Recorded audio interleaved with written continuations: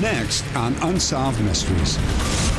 In the 60s, Bobby Fuller was a young rock and roll star with a top 10 hit. Then one day, he was found dead in his car, and nobody knows how or why he died. 33-year-old Debbie Race died in the icy waters of Lake Superior. Her husband is accused of her murder, but he says that it was a tragic accident. Some believe a 17th century spirit named Patience Worth wrote over 30 volumes of books speaking through a Ouija board.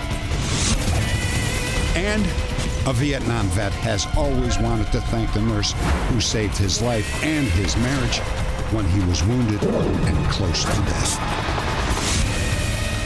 5 stories. They're all strange, but they are all true. I'm Dennis Farina, and this is Unsolved Mysteries.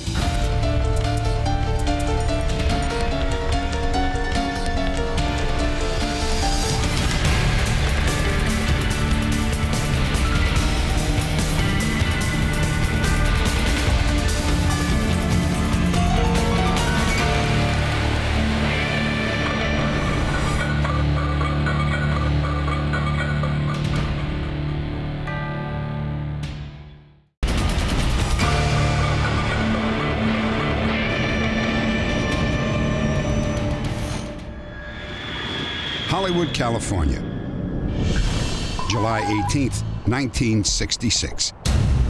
The lifeless body of a popular young rock star lies in the front seat of his car.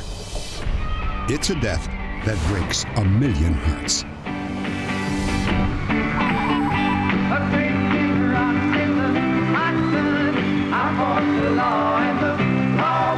His name was Bobby Fuller. His band, the Bobby Fuller 4, hit it big when I Fought the Law shot to the top of the charts. They were 4 country boys from El Paso, and Bobby was the star.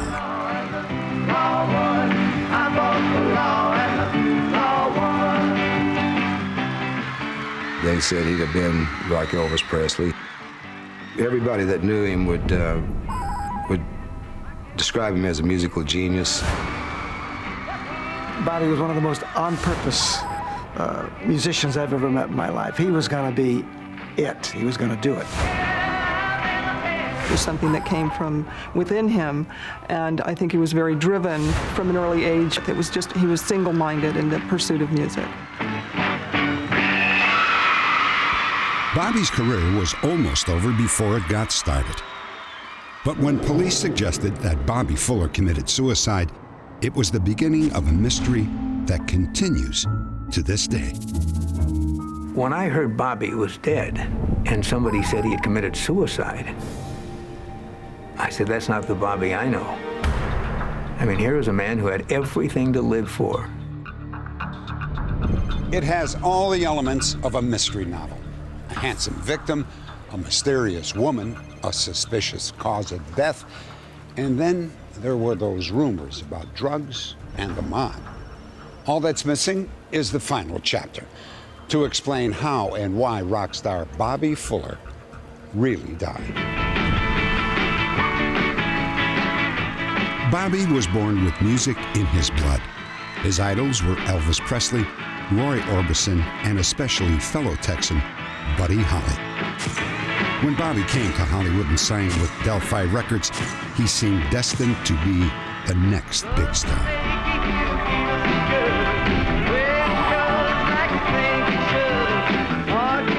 By 1966, the band was headlining at hotspots across the country. If Bobby was a man on the brink of suicide, no one around him suspected it. You know love made a fool of you. His mother found him. No gun, no knife, no note.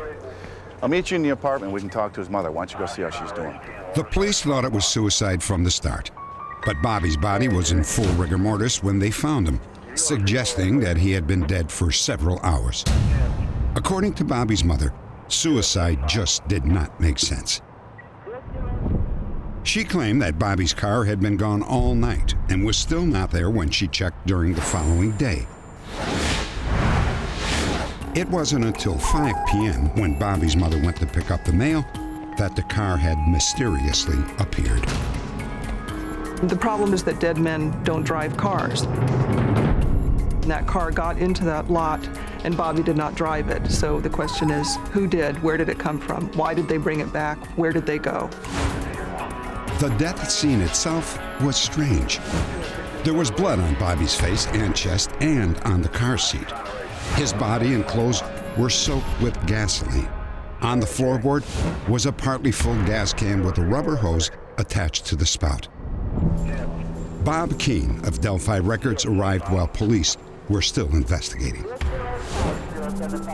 And about the same time I got there, the plainclothes detective threw the can of gas in a dumpster. Excuse me, isn't that evidence? No, it's not evidence. He says, that's just another one of those rock and roll punks. He committed suicide or something like that. And the police department didn't do anything. They didn't take prints. They didn't ask any questions of anybody.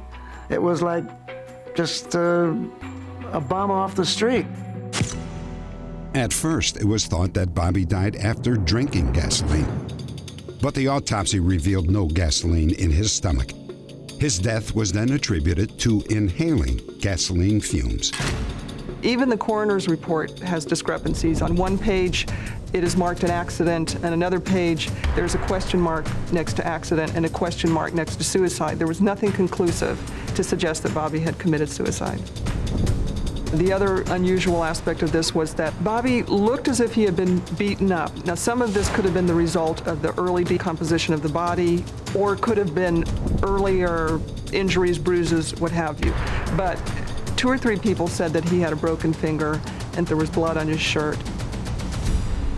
Nothing seemed to point to suicide, but the police were insistent. Some believe it was an offhand remark made by Bobby's mother, which led to that ruling. She did say that he had been upset in recent days, but did not suggest that he had been depressed or despondent as they had reported. And she was very upset later on that they had concluded that he had committed suicide because she believed that he was incapable of that.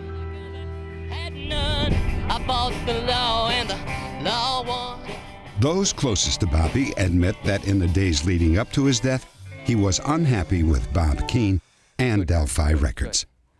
The drum kit says Bobby Fuller 4. I don't want to hear Buddy Holly. Come on. I think it sounds fine, Bob. I want to hear Bobby Fuller. I want to hear... Buddy Holly was his god, and he wanted to play like Buddy Holly.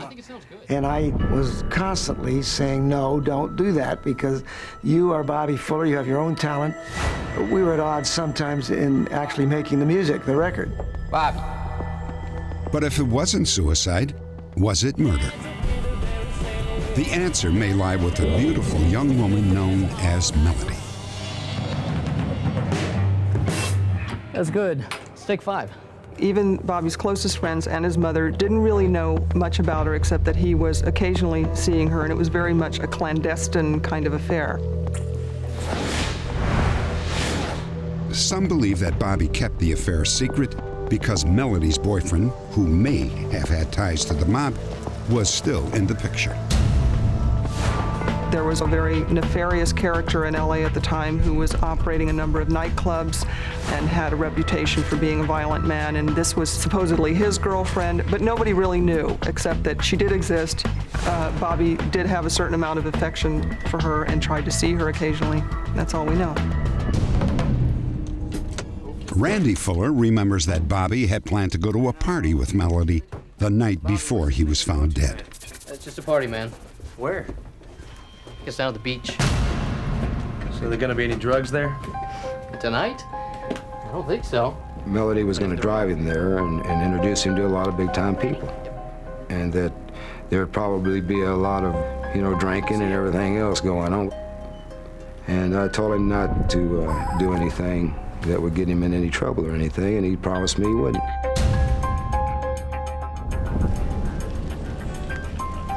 What happened at the party is still unknown, but soon after Bobby's death, there were rumors of a drug overdose and a possible cover-up. I'd heard that Melody had turned Bobby on to hitting acid a couple of times.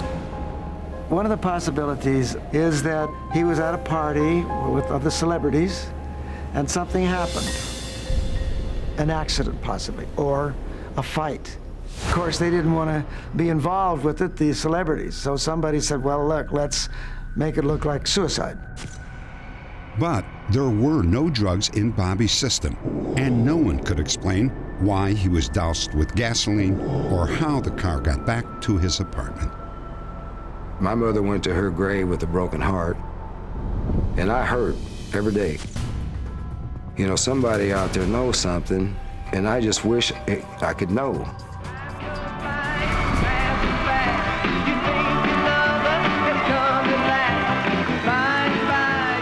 Bobby had people talking about him as the next Buddy Holly. More importantly, when you know that here's a man who would never have committed suicide, on the brink of superstardom, who must have been murdered, we want to know who did it and why.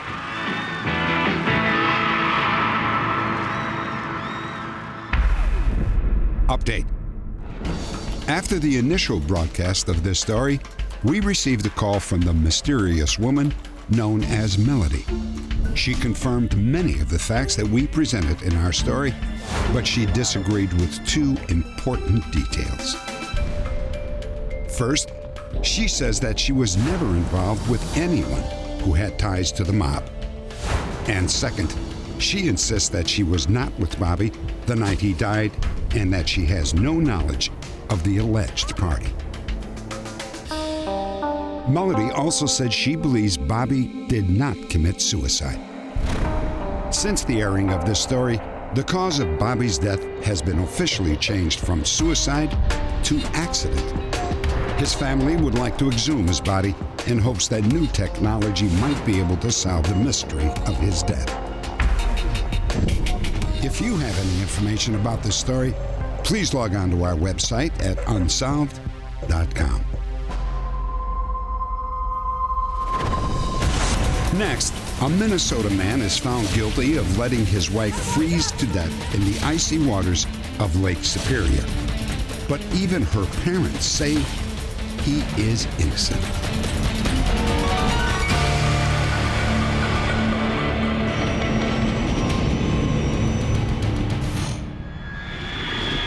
Lake Superior. The water temperature here is close to freezing for most of the year. A person adrift without a life raft has little chance of surviving. When she was found dead at the edge of the lake, 33-year-old Debbie Race still had her life jacket on. She hadn't drowned. She died of hypothermia from exposure to the icy water. Debbie's husband, Larry Race, was accused of intentionally letting his own wife freeze to death. He was eventually convicted of her murder, but many, even Debbie's parents, believe that Larry Race is not guilty. Larry Race was sentenced to life in prison, but he still claims that he is innocent. He says the jury was prejudiced against him because he had a long history of infidelity. What happened that night was an accident. I didn't kill Debbie. I had nothing to do with her death on that night. Adultery, yes, I'm guilty for that. Sorry for it? I'm extremely sorry. Debbie and Larry had 3 children and lived 75 miles from Lake Superior. Debbie's life revolved around home and family. She worked hard to keep her marriage together. Larry had many affairs, but he says that he and Debbie had vowed to try again. To celebrate their 14th wedding anniversary, Debbie and Larry had dinner at a Lakeview restaurant and then took their boat, named the Jenny Lee, for an evening cruise on Lake Superior. It felt as if things were starting over again. And I was thinking, you know, I have a wonderful woman here. There's nothing wrong with her. And I wanted to take an about face. As darkness fell, they were about 1 mile offshore, enjoying the view of the city lights and listening to tapes of their favorite music. Tape over. Or do you want to listen to another one? No, that's good. Larry says that Debbie noticed the boat was taking on water. Oh, the boat? Where's that coming from, honey? As soon as we pulled the cover off the engine, we noticed there was water spraying all over the place. Kill the engine. Turn the engine on. So we shut the engine down and dropped the alternator. As soon as we dropped the alternator, shut the engine down, the water leak stopped. Is that gonna hold? I think it'll work. Once we got all the repairs done, Debbie went to start the engine. Larry, it won't start! Just turn it over one more time. Well, I figured she just didn't know how to start it, right? So I went to start. It wouldn't start for me either. So now we're both back by the engine, wondering why it won't start. The fear came to both of us when we heard that gushing and that whooshing noise from the bottom of the boat. I made poor judgments. I listened to what she said, get off the boat. Crack the valve on this when I get it together. Okay, tell me when you're ready. First thing we did was pull the life raft out to get it blown up. We always carry a scuba tank on the board for that purpose. Larry, there's holes in it. It's not. The number of rafts on the Jenny Lee would be a key question at Larry's murder trial. Use this. So we tossed that one aside and got the second one, and we filled that one up the same way we started the first one. And that was filled, it worked fine. Even though these are two-man rafts, there's only room for one person in that boat. You're gonna get in here and I'm gonna drag us to shore, okay? All right. Larry was a strong swimmer and thought that he could tow Debbie and the raft to shore. She said the same thing. She said, Larry, you're strong enough. You can do it. And I pushed and I pushed and I was making it. I was okay, but I started getting cold. No, Larry, the water's coming in. She was terrified. And at that time, I knew I couldn't get in the raft. And I thought that, I would die. And I looked off to the right and there was lights coming. And I said, I'll go for help. Right out there. Debbie was going that way toward shore. I was going the opposite way for help. One of us were going to get somebody to help. The light that Larry saw was his own boat. This time, the engine started. He began searching for Debbie and fired distress flares. Finally, Larry returned to shore and notified the Coast Guard.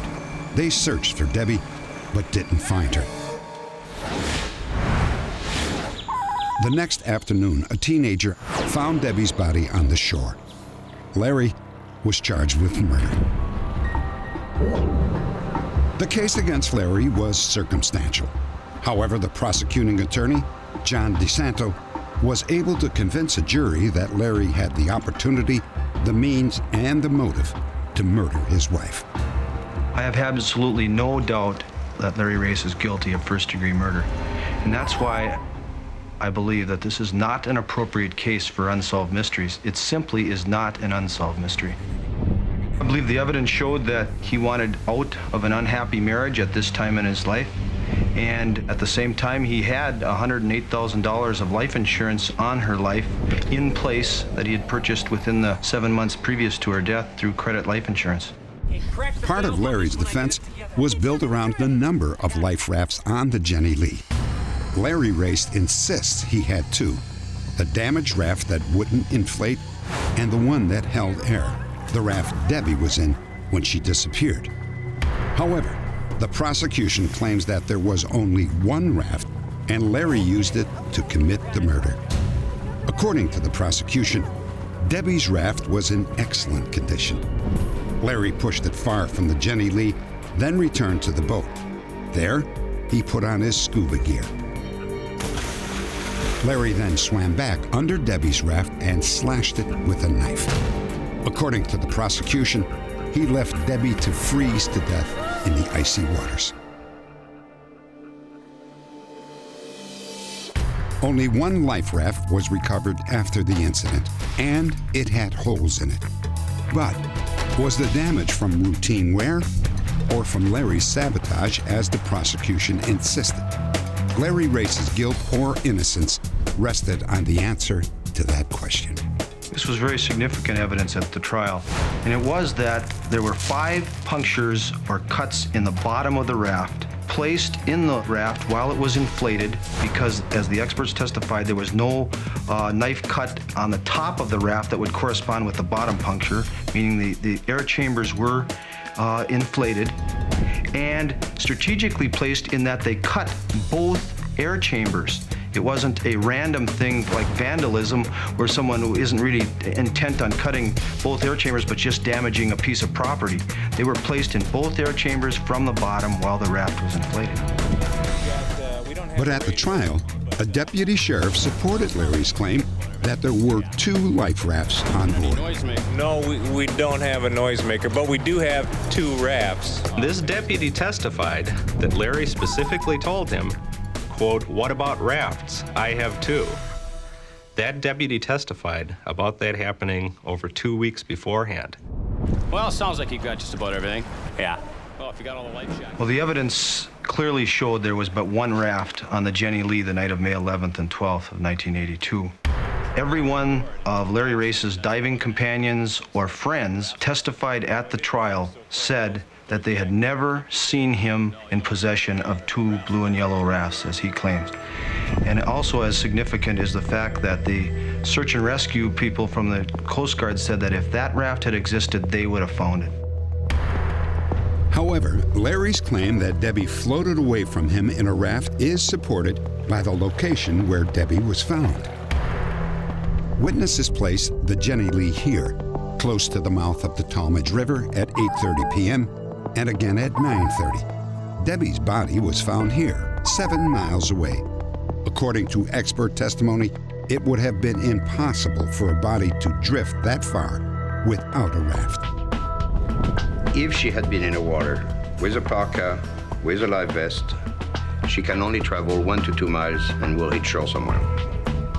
The only way she could have landed 7 miles down was on a raft.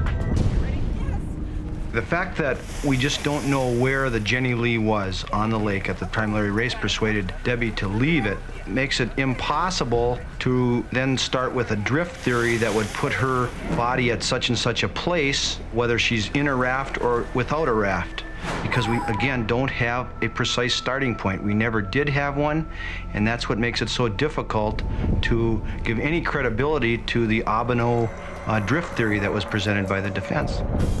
After hearing all the evidence, a jury of 4 men and 8 women found Larry Race guilty of murder. I couldn't believe it because there was no hard facts. It was all circumstantial. There was nothing concrete about his case at all, except he had his affairs. It's hard to take, when so many people think he was guilty, but it's never been a problem with us. We just don't believe he was guilty. If you only knew Larry, you wouldn't think that Larry would ever do anything like that.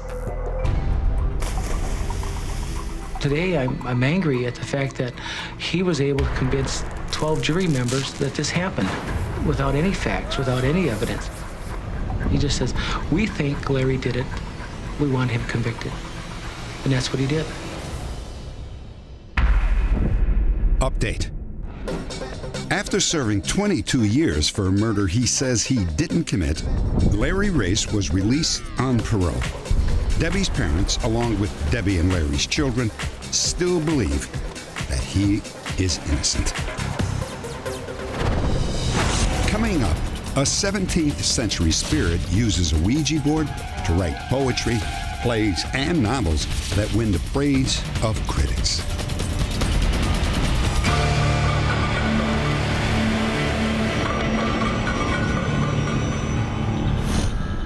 The Ouija board. For nearly 3,000 years, it has been used to predict the future and contact the spirits of the dead. For all its alleged powers, the Ouija board is nothing more than a flat piece of wood with letters and numbers. And here's how it works. With their hands resting lightly on the pointer, one of the participants asks a question. Supposedly, the indicator will move on its own and spell out an answer.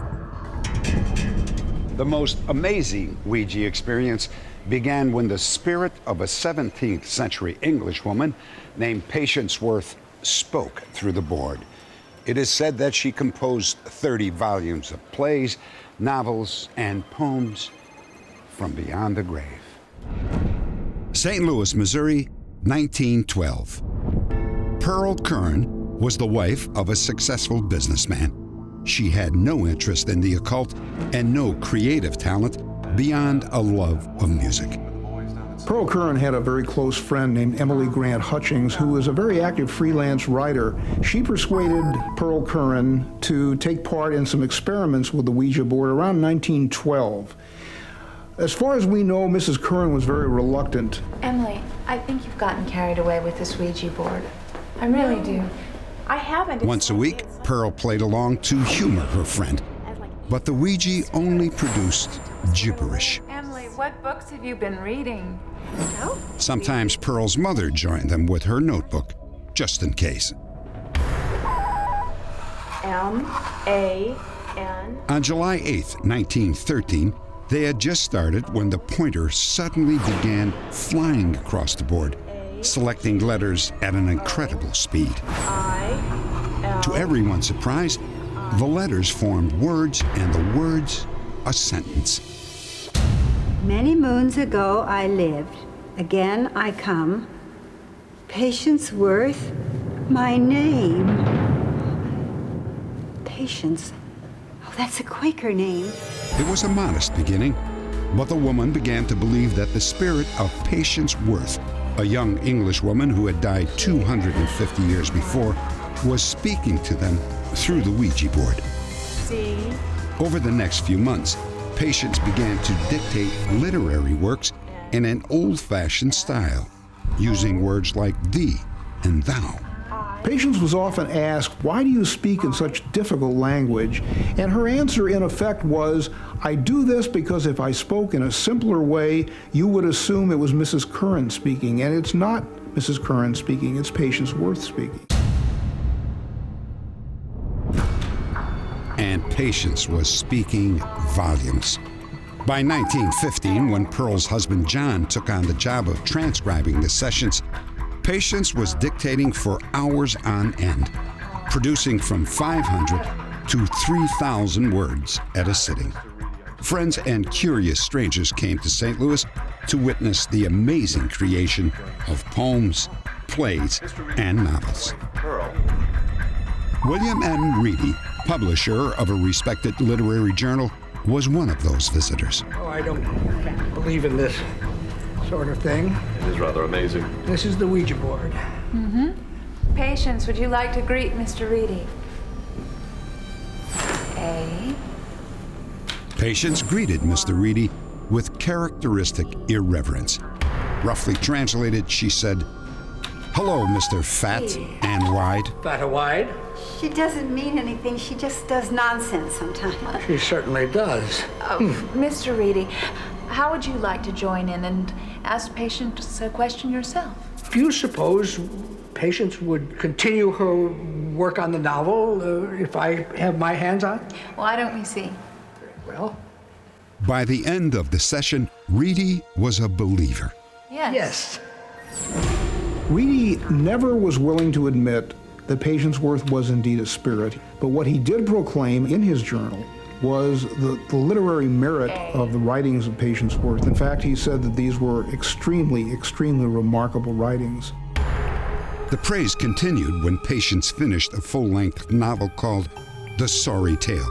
The book was immediately published by Henry Holt and Company.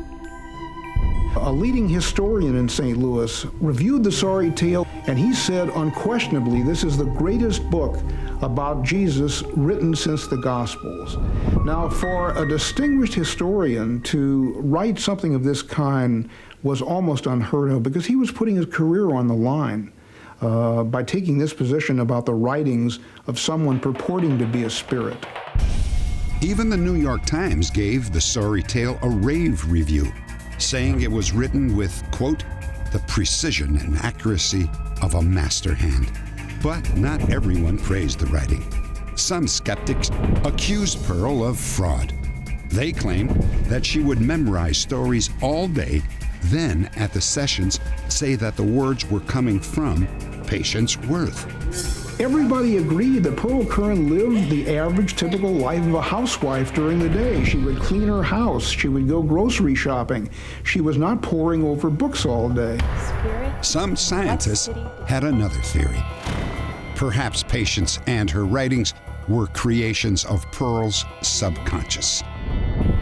Pearl Curran came from working class parents. Her father was a railroad man. She quit school at the age of 13. All of a sudden, this provincial St. Louis housewife had a separate personality that was capable of writing works that the New York Times labeled the works of a genius. I just don't see how science can so readily explain this phenomenon away. Patience Worth continued to dictate through the Ouija board, and a second novel entitled Hope, True Blood hit the stores in 1918.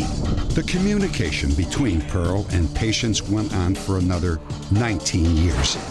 Eventually, Patience dictated close to 4 million words. Pearl's husband, John, transcribed the sessions until his death in 1922.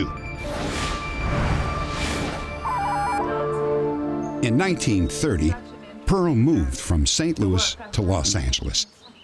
And then, in November of 1937, a startling prediction.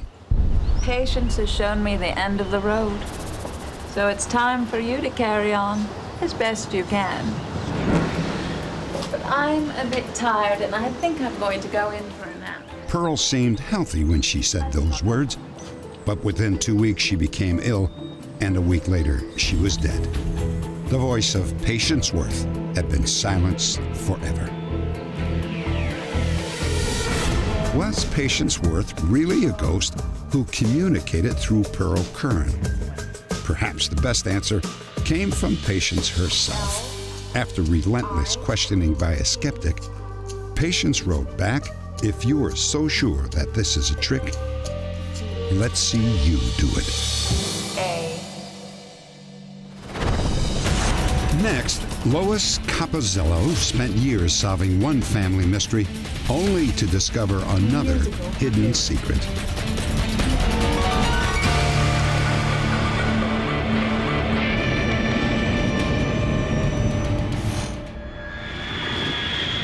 Altadena, California.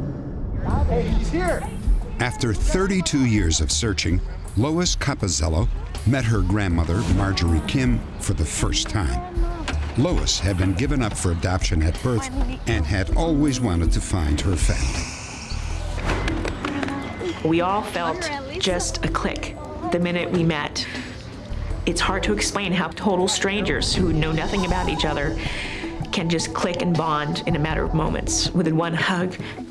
It was like an answer to a prayer that I had prayed for 32 years, knowing that she was out there. We've been anxious just as much, waiting. It seemed that Lois's search was over, but then a new family mystery revealed itself. Lois's birth father, John Kim, was only 17 when he learned that his girlfriend Judy was pregnant. Lois was born in November 1963 and immediately put up for adoption. The pregnancy had caused an uproar in both families. By the time Lois was born, they were hardly speaking.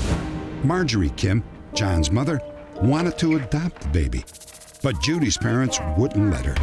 Judy's sister secretly came by to tell Marjorie about the birth. I just wanted to tell you that Judy gave birth today. Oh, gosh. A boy or a girl? Twins. Girls. Oh, wonderful. But Judy had given birth to twins, but according to her sister, one of them died at birth. And that's what Marjorie believed until the day she was reunited with her granddaughter. They had hardly met when Marjorie and Lois realized that the past still held a puzzling mystery. You should have come back. What do you mean? Honey, you should have come back. I'd never been to her house before, so to have someone tell me why didn't I come back, I was very confused, and I said, I don't understand what you're asking me, and she was, well, you've been here before. Yes, you were, honey. About 15 years ago, huh, Derek? Lois's cousin, Derek Stain, remembers that day clearly. I was in the front, and I was riding my bike, and a car pulled up, and a girl got out. Grandma, there's somebody here. Can I help you? I'm looking for Judy Kim. Does she live here?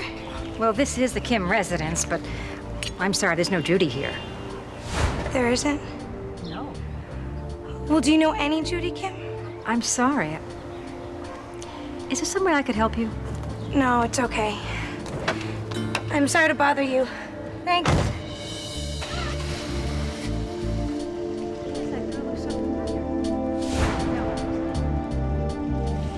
Suddenly, Marjorie realized that the girl might have been her long-lost granddaughter. And then it hit me. And to myself, I said, dear God, I let her leave. It was Johnny's daughter, and I let her leave. She said she looked just like your father. She looked like you. I don't understand. If you haven't been here, who was it? My twin. But she died. But what if she didn't? Oh, God, Lois. Oh, God. It's like a little thing in your stomach just kind of clenches up, and you're just thinking, oh, my God, she didn't die. She's alive, and she's, walking around there somewhere searching, just as I did. Back in the day, adoption agencies often tried to have twins adopted together. Lois and the Kims now suspect that someone claimed one of the twins died in order to make it easier to place the babies. Lois looked for a death certificate for her twin, but she couldn't find one. I think the lack of any of that information proves to me that she is alive, and that girl who came to the door was my twin sister. I am sure in my heart that the girl that came to my house 15, 16 years ago was my son John's daughter, the twin. I would love with all my heart to see her, to be able to see her like God answered my prayers with Lois. Let's sit on and eat, shall we? For Lois, finding her father's family has been a rich and rewarding experience, one that she hopes to soon share with her twin sister. Hang on, I got a couple hot She has a family who loves her, who'd like to get to know her. We may have missed the first 30 years or so of our life, but we have many more to get to know each other. And I'd like to meet her and have her be a part of my life. Lois's twin sister was born at St. Anne's Maternity Hospital in Los Angeles on either November 8th or November 13th, 1963. She might look very much like Lois Capozziello. If you have any information about this story, please log on to our website at unsolved.com. Coming up, a soldier who almost died in Vietnam spends years searching for the nurse who helped save his life.